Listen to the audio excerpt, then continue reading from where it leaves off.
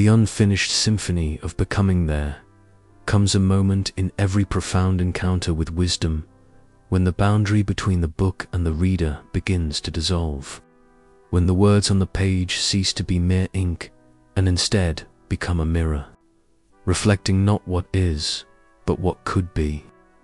The book of life does not conclude so much as it reverberates, sending echoes into the chambers of the reader's future choices. Upton Sinclair, that unlikely alchemist of the mundane and the metaphysical, has not given us a destination, but a compass, one that points unerringly toward the uncharted territories of our own potential. To have journeyed through these pages is to have felt the stirrings of a quiet revolution, not against any external system, but against the inner limitations we have mistaken for inevitabilities. The body's decline, the mind's restlessness, the spirit's hunger, these are not fixed sentences, but invitations to transformation. Sinclair's greatest revelation may be this, that the so-called human condition is not a cage, but a set of habits so deeply ingrained they appear to be nature itself. The miracle lies in the recognition that habits can be changed, that the grooves of routine can be redirected, that the script of one's life is never truly finished being written. Yet wisdom untested is merely poetry. What Sinclair demands of us is not admiration, but action, small, sustained, and revolutionary in its cumulative power. Imagine for a moment the incremental magic of a single daily practice, whether it be 5 minutes of morning silence, a walk under open sky, the conscious selection of nourishment that honors both body and earth. These are not grand gestures, but they are sacred ones, each a vote cast for a different kind of existence. The mystery lies in how such modest choices, stacked like invisible bricks, eventually build the architecture of an entirely new life. There is an urgency here that transcends the early 20th century context of Sinclair's writing. In our age of algorithmic distraction and ecological unraveling, his call to wakefulness reads less like advice and more like survival strategy.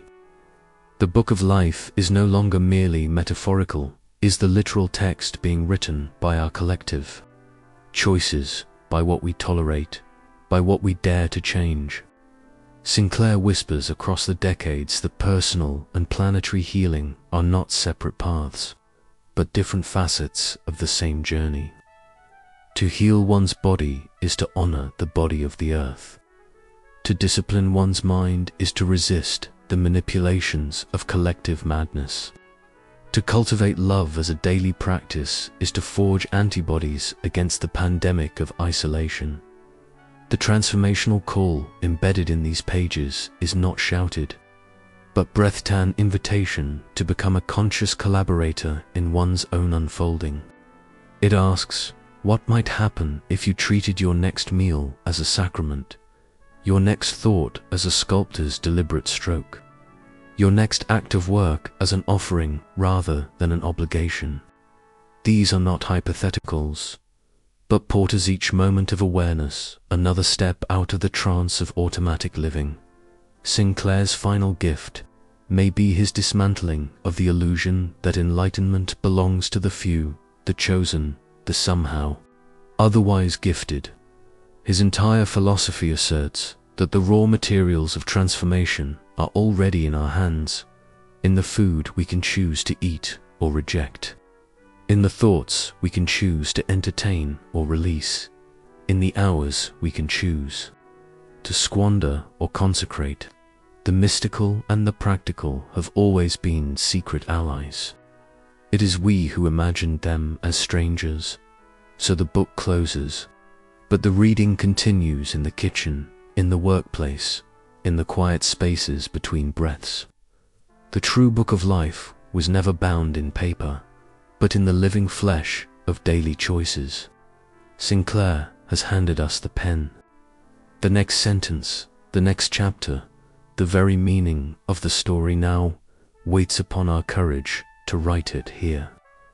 At last we arrive, not at an ending, but at the only beginning that ever mattered, yours.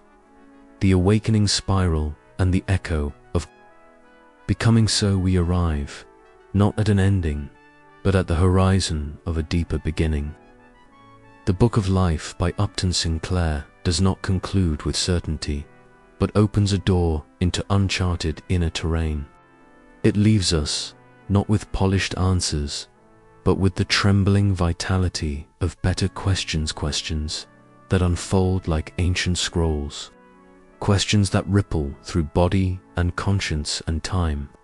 It is ultimately less a book than a mirror, illuminated manuscript held up to the reader's soul, and in its shimmering reflection, what stares back is not Sinclair's vision alone, but the raw outline of the human being as we might become.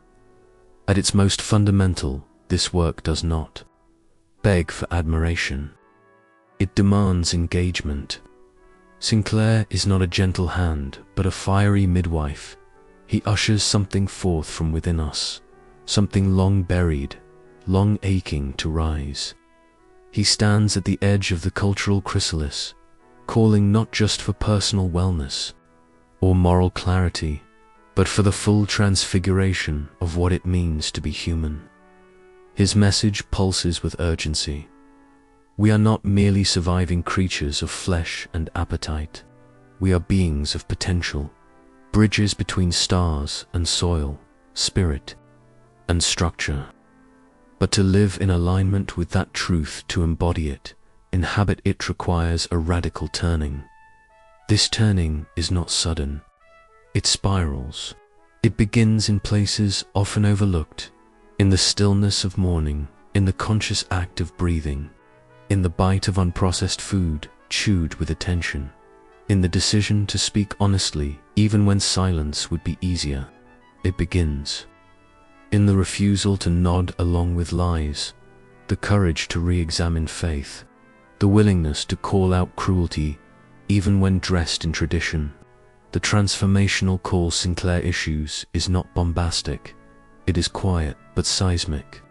It whispers, dare to be whole, dare to wake up, dare to choose life, deep, clean, burning life. That call must echo not only through our private thoughts, but through the collective structures we touch and co-create. If we heed the message of the Book of Life, then our lives must become testaments to that choice. It means altering the way we nourish ourselves, not as consumers in pursuit of comfort, but as stewards feeding the fire of clarity. It means reimagining education, not as factory instruction, but as soul invocation. It means recognizing work, love, sexuality, and citizenship not as fixed roles, but as creative expressions of deeper laws of justice, of compassion, of biological and spiritual harmony. To live this way is not always to live easily. Sinclair knew this well. The awakened life comes with cost, estrangement from the mainstream, discomfort in the face of shallow pleasures, even loneliness among the asleep. But the reward is real, soaring, cellular, eternal. It is the joy of coherence, the peace that flows from knowing that what we do, what we believe, and what we are becoming all move in the same direction. It is the serenity of standing inside your own skin, aligned with both the heartbeat of the cosmos and the pulse of your own blood. And this is the most luminous revelation Sinclair offers, the truth that your reader, wanderer, parent, worker, lover, questioner, you are not broken. You are not, as the world may have led you to believe, a series of disconnected fragments. You are a system, yes, but also a song, a process, yes, but also a prayer.